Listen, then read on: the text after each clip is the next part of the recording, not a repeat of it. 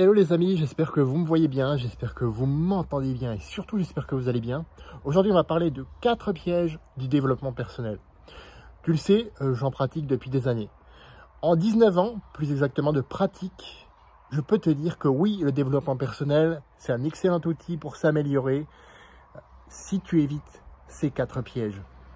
Pour la petite histoire, personnellement, donc ça m'a permis de passer de timide maladif qui n'osait pas demander l'heure à un passant, qui n'osait pas rentrer dans un commerce seul, qui disait oh mais je suis qui, je mérite rien, etc.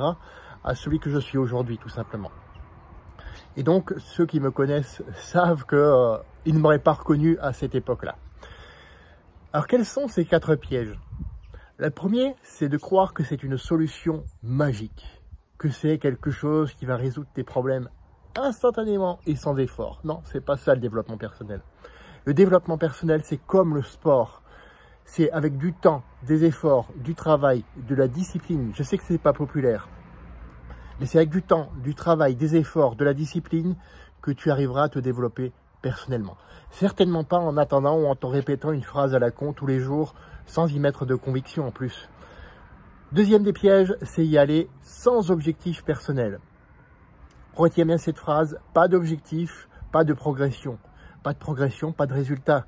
Et donc tu deviendras, tu resteras celui que tu as toujours été, donc tu ne progresseras pas. Le pire dans tout ça, c'est que ce n'est peut-être pas ça le pire justement.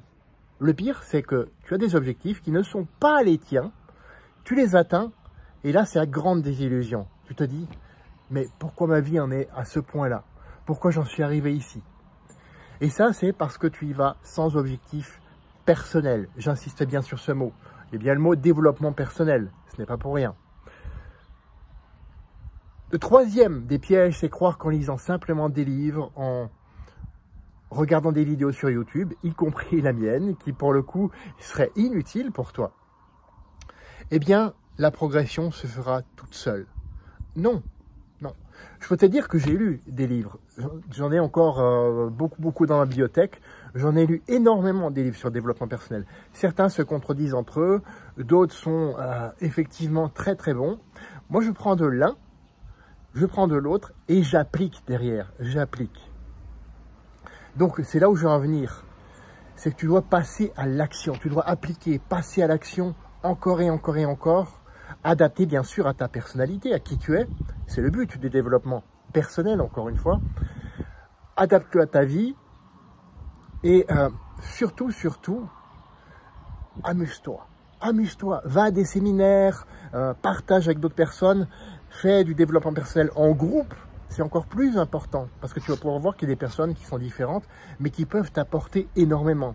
Spécial des dégâts à certaines qui se reconnaîtront. Le dernier des pièges, croire que la progression sera linéaire.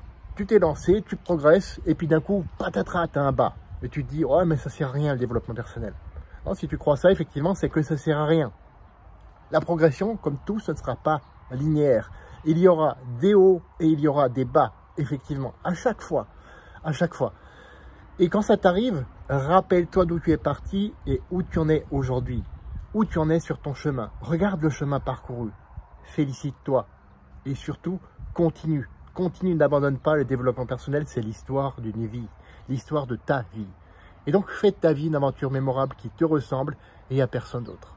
On se retrouve la semaine prochaine pour une autre vidéo. À bientôt.